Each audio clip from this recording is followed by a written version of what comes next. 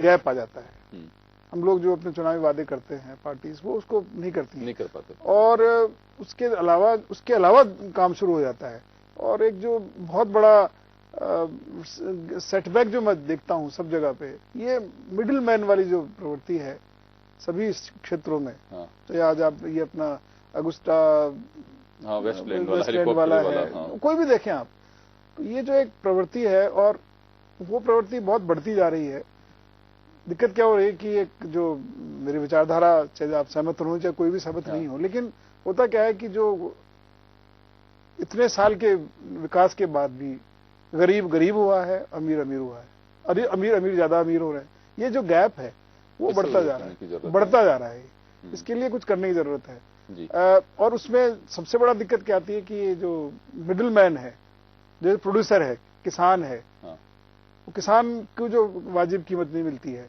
जो चीज 10 रुपए की, हाँ, जो चीज 10 रुपए बनती है वो जाकर के 100 रुपए बिकती है। लेकिन सर, आप एज ए IAS ऑफिसर कभी इस बात का ऑब्जेक्शन किया आपने कि किसान जिसको लेकर के हम हमेशा चिंता जाहिर करते हैं, चिंता जताते हैं, लेकिन उसका रिफ्लेक्शन आता नहीं है उसके दिनचर्या पे, या उसको जब बेनिफिट मिलने का वक्त आता है उस वक्त, तो कभी चर्चा होती है इसमें? दरअसल कृषि क्षेत्र में रहा नहीं कभी। देखिए, मैं अगर कृषि क्षेत्र में रहता मैं, कृषि में मैंने बात करता था मैं, तो मैंने ये भी कही कि भाई आप ऐसे कुछ करिए, आप इस तरह की जो प्रोड्यूसर और कंज्यूमर के बीच में जो इतना सारा गैप है उसको दूर करने की कोशिश की है।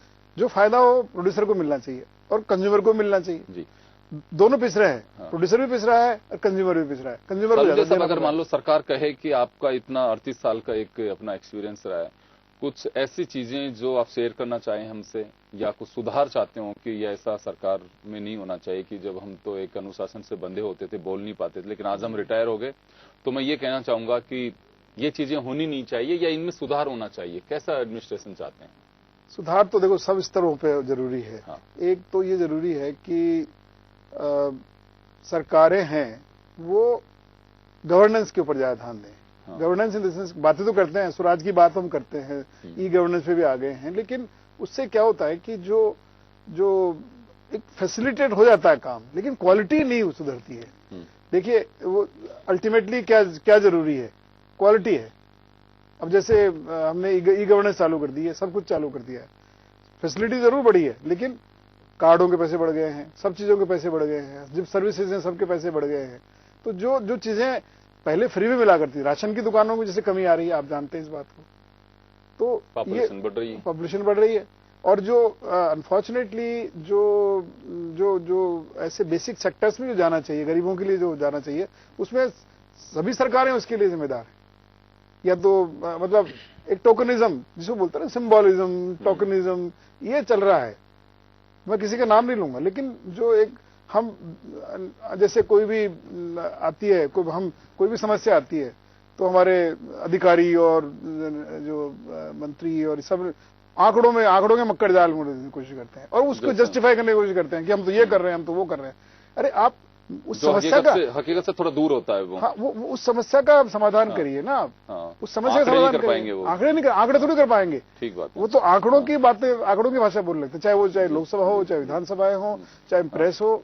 सलोज साहब, एक आखिरी सवाल है मेरा आपसे कि आप मुझे एक सफर आपका टोंक के निवाई से निकल करके और जयपुर राजधानी तक पहुंचे, वो सफर में गांव से निकल करके एक ACS तक पहुंचे, कम शब्दों में एक छोटा सा वो चाहूंगा आपके बारे में। मेरा जन्म निवाई में हुआ जी। और उसके बाद में पिताजी भारत सरकार में थे, सेवारत नेशनल सैंपल सर्वे ऑर्गेनाइजेशन में। जयपुर में थे तो हम लोग सांगानेर शिफ्ट हो गए, और फिर मेरी जो प्राथमिक शिक्षा वो सांगानेर में हुई 6वीं तक। उसके बाद मैं साधुल पब्लिक स्कूल बीकानेर पढ़ा, अच्छा रहा, पढ़ने में ठीक था मैं। फिर महाराजाज कॉलेज से BSc ऑनर्स किया, और शुरू से इच्छा थी कि मेरी सर्विसेज में आने की इच्छा थी कि सर्विसेज में आकर के मैं कुछ कर पाऊँ।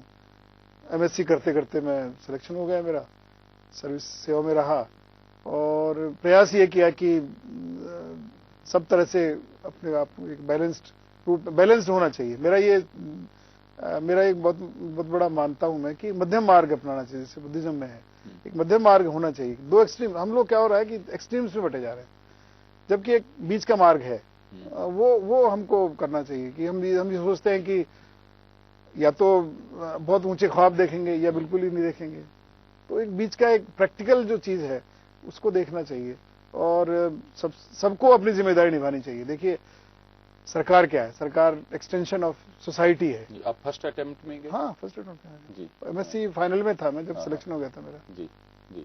फिर उसके बाद आप ज्वाइन किया आपने ये? जी मसूरी में 1 साल भर रहते हैं। हाँ। 2 साल की ट्रेनिंग होती है। एसडीओ बाली रहा मैं, सिटी मजिस्ट्रेट बीकानेर भी रहा, एडीएम डेवलपमेंट जयपुर रहा 82-83 में, यहाँ जयपुर ही रहा मैं। कई जगह कलेक्टर रहे? हाँ जयपुर झालावाड़ भी रहा, कमिश्नर भी रहा मैं, अजमेर कमिश्नर रहा, जयपुर कमिश्नर 3 बार रहा। हाँ। चेयरमैन रेवेन्यू बोर्ड भी रहा, ट्रांसपोर्ट में सीएस रहा और सीएमडी राजसी को भी था, कई जगह रहा। तो करीब 30-35 पोस्टिंग्स रही मेरी। जी। थोड़ा परिवार के बारे में? परिवार में मेरी जो धर्मपत्नी है वो डॉक्टर हैं, सीनियर मेडिकल ऑफिसर हैं और बेटा है उसकी शादी हो गई है, वो बेंगलोर में है और बिटिया की शादी पहले हो गई थी, वो भी सेटल्ड है, हाउस वाइफ है। सब ठीक है अभी? सब मैंने आपसे रविंद्र जी कहा ना कि ऊपर वाले की बहुत मेहरबानी रही है। जी। मैंने एक चीज को मिस किया जो सबसे बड़ा शौक आपका है, संगीत का। उसको मैं मिस कर रहा हूँ। मैं अभी अंत में बस कोई एक लाइन 2 लाइन आपसे सुनना चाहूँ, कोई भी 2 आपकी जो पसंद की लाइन है 2 बस उसी के साथ में वाइंड अप कर रहा हूँ, जो आपको बहुत अच्छा लगता है वो लाइन। एक एक्सपीरियंस जो जगदीश सिंह जी की गजल थी द अनफॉरगेटेबल्स में था एक, कई बार होता है ना आदमी को, दोस्त बन बन के मिले मुझको मिटाने वाले, इस तरह का मैंने देखे हैं कई रंग बदलने वाले।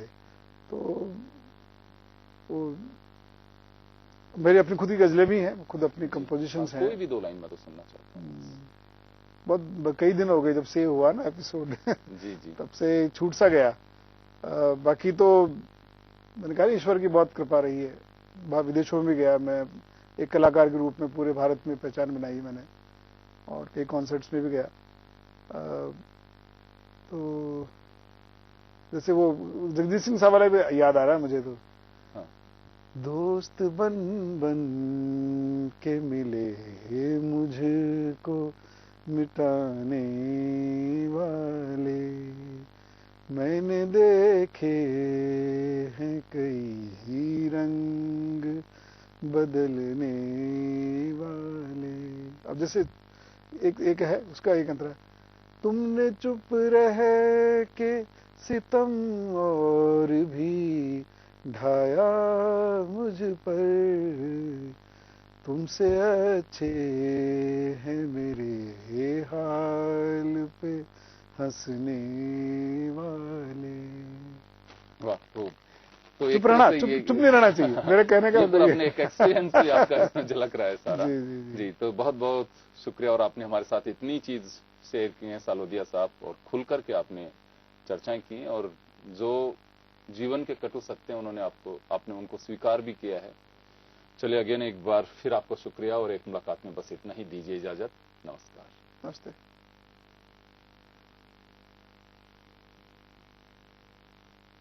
हो गया।